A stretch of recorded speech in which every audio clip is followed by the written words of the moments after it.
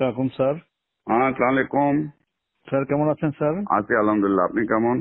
Sir ভালো আছি sir. আমি আপনাকে একটু আগেও বলেছিলাম জি স্যার। এখানে একটা সমস্যা হচ্ছে, হয়তো আপনার অফিসটা একটু বুঝতেছে না। ইউ সি, নর্মালি আমরা যখন ওয়ার্ক পারমিটটা দেই, জি স্যার। ওয়ার্ক পারমিট বিডা থেকে যখন আমরা রেকমেন্ড করি, জি স্যার। তো এনএসআই এর মেন জবটা হইল to look at it from a security angle, G sir. that whether these people have any security risk or not, and আপনারা আপনার ক্লিয়ারেন্স দেন। ট্রেডিশনালি এটাই হয়ে এসছে। জি স্যার।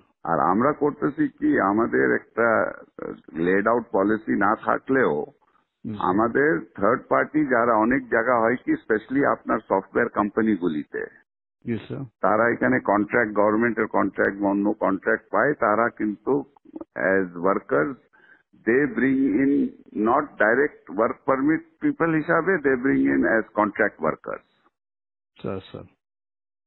তো একটা কোম্পানি আপনার সাথে বোধহয় দেখা করেছিল, আমি আপনি টাইম দিলে she will meet you again.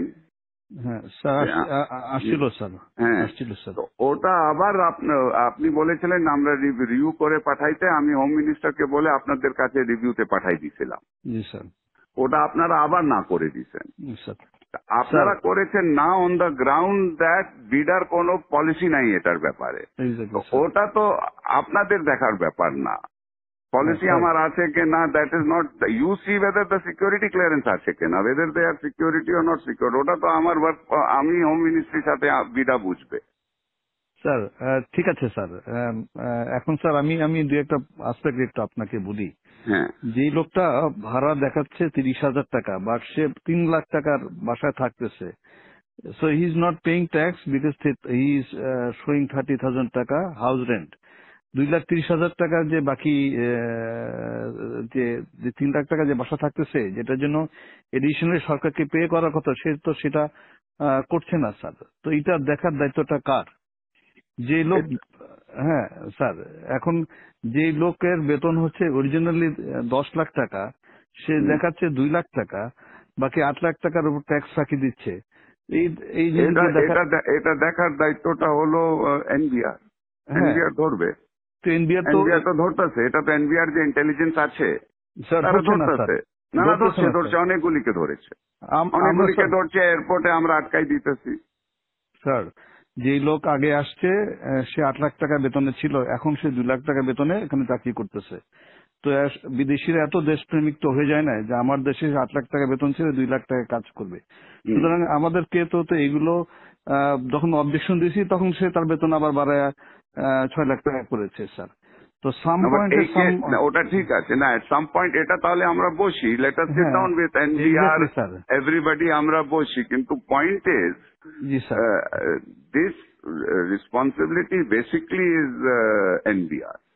Sir If NBR যদি, NBR is not doing it, then you should point out to them যে তোমরা করো, স্যার কিন্তু এটা তার একটু বসে, দায়িত্বটা, হ্যাঁ, ওর এটা একটু দায়িত্বটা আপনি স্যার। আপনার ঘাড়ের উপরে তো নিতে পারেন না। জি স্যার, আমি That's আমরা তো not, আমরা না করতে পারলে ভালো হতো স্যার। হ্যাঁ, তবে এই এই প্রসেসে আমরা সরকারের রেভিনিউ আর্নে বড় একটা অংশ রেখেছি না স্যার। এটা ঠিক আছে, এটা হ্যাঁ এটা স্যার। আমরা এটা একটা তাহলে মিটিং করি, আমরা জি আমরা স্যার, বিনা এটা এটা এটা এনবিআর এটা আপনারা মিটিং করি, কিন্তু এই কেসে তো this is not the case. মানে এই কেসে স্যার, একটা একটা কোম্পানি যখন একটা লোক আনে, তখন তার একটা বেতন ধরে যে তার এত টাকা বেতন, এত টাকা ধরে করবে, সেই হিসাবে যদি আবার থার্ড পার্টিকে দিয়ে দেয়, তাহলে এটাকে বিডা একটা পলিসিতে আমাদের দিয়ে দিক যে না, ইচ্ছা করলে সে, আমি না, 2,000 এটা টাকা, তো আমরা we have been giving this for a long time. হ্যাঁ আমি আপনি তো 2,000, আমাকে সিকিউরিটি ক্লিয়ারেন্স দিবেন জুবের।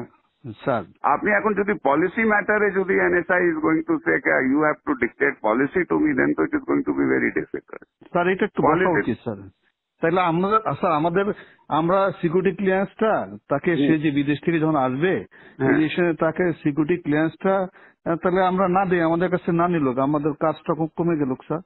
আমরা কাজ না, হোয়াট সিকিউরিটি ইজ আপনার এখন যে হোয়াট ইজ ইয়োর টিওআর, আপনার থেকে যে সিকিউরিটি ক্লিয়ারেন্সের জন্য আসে, হ্যাঁ এতদিন তো এটা তো অনেক দিন থেকে করে আসতেছে, জি হোয়াট স্যার। ইজ ইয়োর আপনার টার্মস অফ রেফারেন্সটা কি?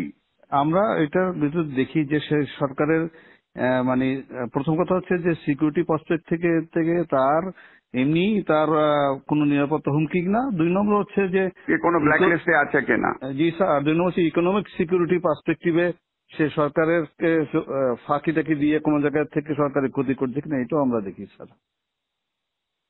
এখন আমরা যদি বলে সরকার যদি বলে না এটা দেখার দরকার নেই, আমরা ক্লিয়ারেন্স করতেও রাজি নেই স্যার, আমাদেরকে অনেক ইম্পর্টেন্ট কাজ আছে।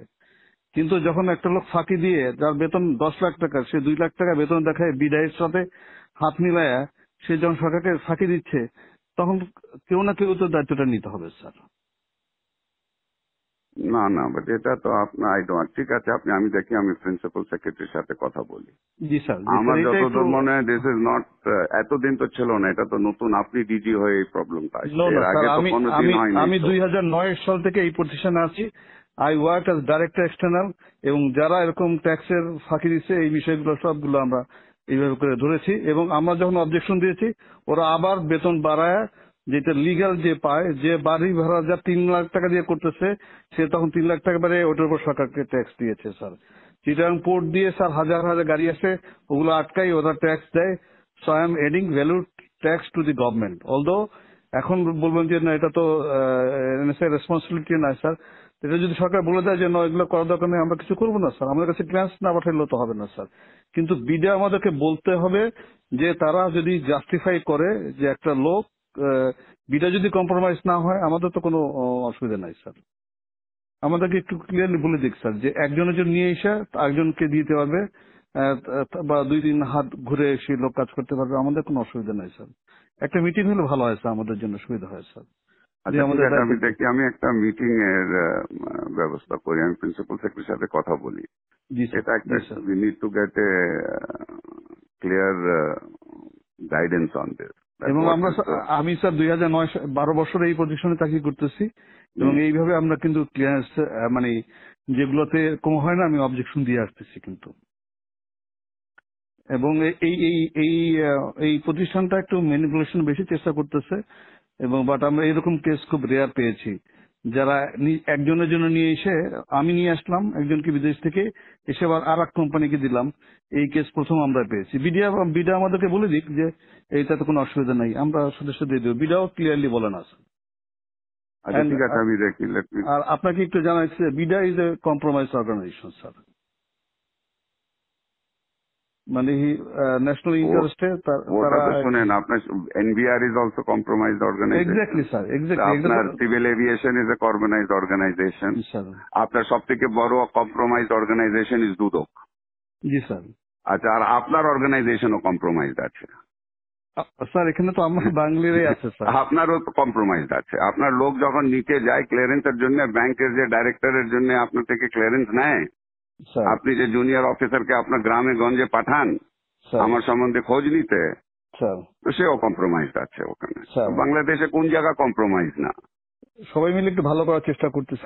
সেটা করেন, কিন্তু ডোন্ট সে দ্যাট কম্প্রোমাইজ আপনার অর্গানাইজেশনটাও ইজ কম্প্রোমাইজ।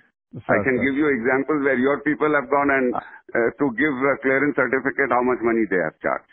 স্যার এটা আছে স্যার, আমি অস্বীকার করছি না স্যার। তাহলে আপনি বলতেন বিডা ইজ কম্প্রোমাইজ, সবাই কম্প্রোমাইজ আছে। আর don't tell me BIDA is compromise, you are also compromise. Sir you want examples, I can give you example. Sir আমাদের টিআর থেকে এটা বের করে দিলে আমরা উই আর হ্যাপি, আমরা ক্লিয়ারেন্স ঠিক আছে। আমি let me talk to principal secretary. I'll have a meeting to find out exactly where we are. এটা তো we have to understand it. Okay. Yes, sir. Sir, thank you, sir. Assalamu alaikum, sir.